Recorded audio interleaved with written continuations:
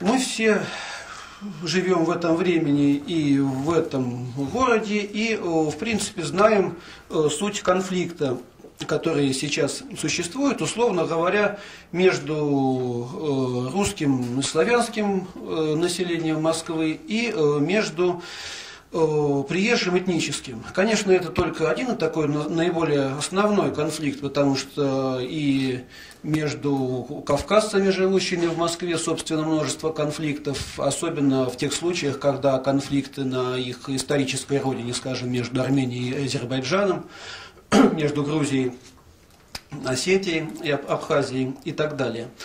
Но как бы это частный случай. Я даже знаю, что некоторые общины национальные, там есть напряжение на основании того, что там люди вроде бы этнически одинаковые из одной страны, вот в районах живут разных.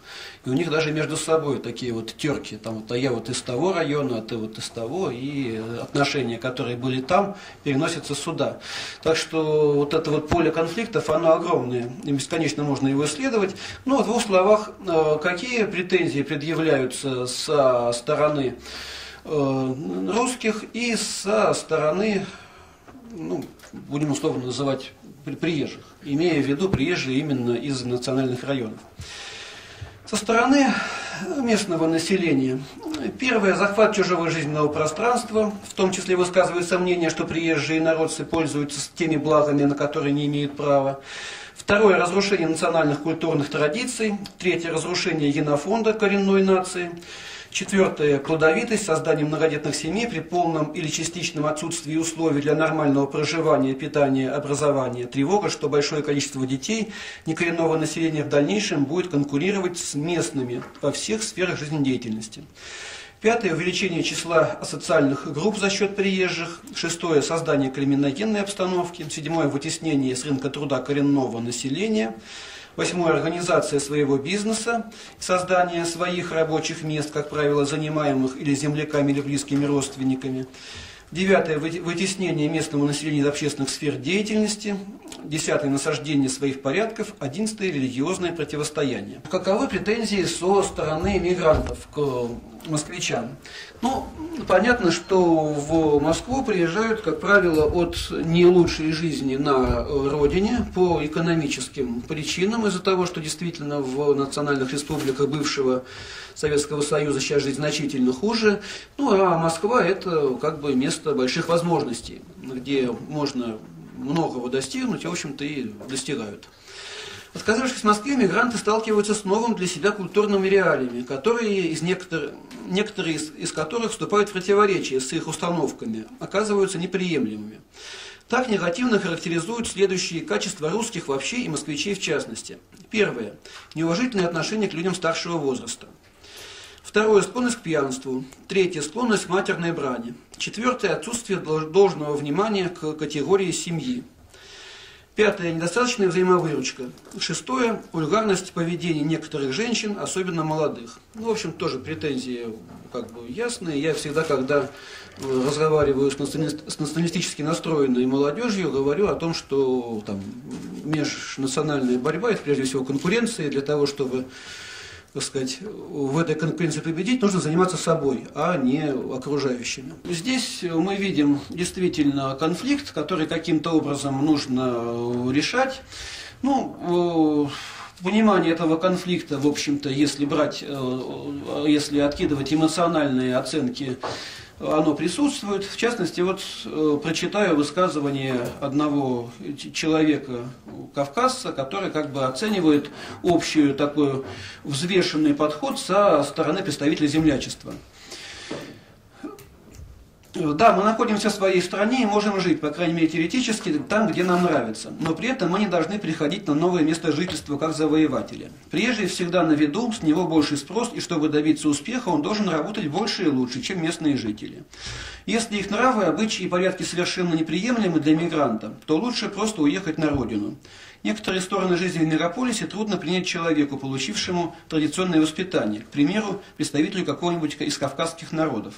Равнодушие и холодность в отношениях между людьми, разрушение или ослабление родственных связей, отсутствие уважения к старшим и так далее. Но в этом случае никто не мешает сохранить в своей семье у себя дома традиционные устои. Вот такая красноречивая цитата. В общем-то, миграция в Москву была всегда. В общем-то, меня в свое время удивило, скажем, цифры. В общем, это хорошо видно по очень высокому уровню браков, которые заключают москвичи с приезжими. И действительно цифры такие, что стоит их даже привести, немножко не в тему. Значит, известно, что в 1955 году доля браков между уроженцами столицы составляла всего 10%. В 1980-м 38%, в 1995-м 40%.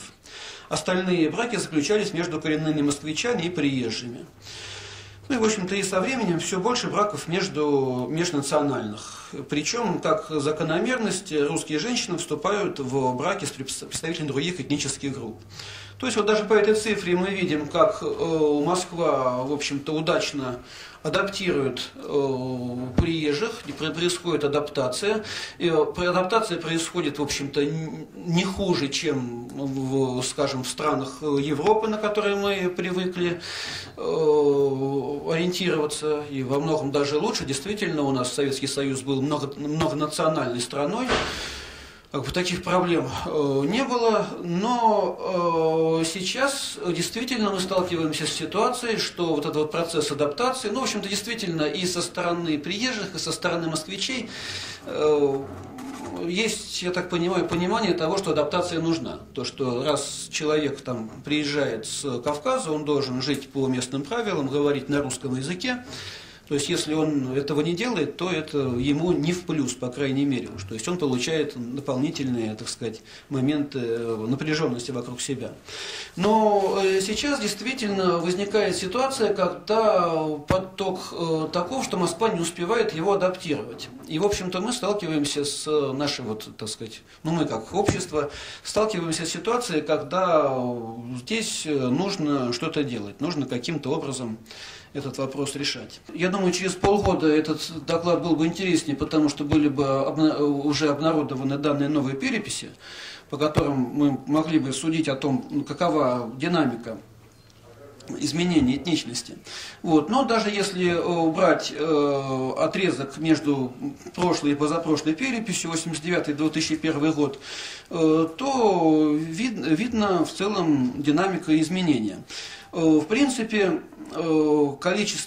процент русских в Москве изменился за это время не сильно, то есть с 89% до 84%. Вот. Уменьшилось количество евреев в 2 раза, понятно из-за чего, из-за интенсивной иммиграции, которая происходила в 90-е годы. То есть евреи с 3-го места... с 3-го места перешли на 6-е. Снизилось количество белорусов на 20%, но меньше стало прибалтов значительно. Вот. Количество грузинов увеличилось в 2 раза, армян в 2,8 раза, азербайджанцев в 4,8, таджиков в 12, узбеков в 2,8, туркмен в 1,7. Ну, причем, я думаю, что, скажем, киргизов 1,3, но сейчас, я думаю, наверняка больше, потому что приток мигрантов, как правило, зависит от проблем на родине. То есть, когда в Киргизии большие проблемы, наверняка приток киргизов увеличился. Вот, чеченцев в 20 раз, то есть тоже пример того, как вот в годы войны на родине очень сильно возрастает миграция. Вьетнамцев в 15 раз, китайцев в 34 раза. Ну, по вьетнамцам и китайцам понятно, что раньше их просто было мало. То есть их приток увеличивается, но такие зашкаливающие цифры из-за того, что изначальная величина небольшая. Вот, резко снижается доля русского населения во всех округах Москвы, кроме центрального и северо-восточного.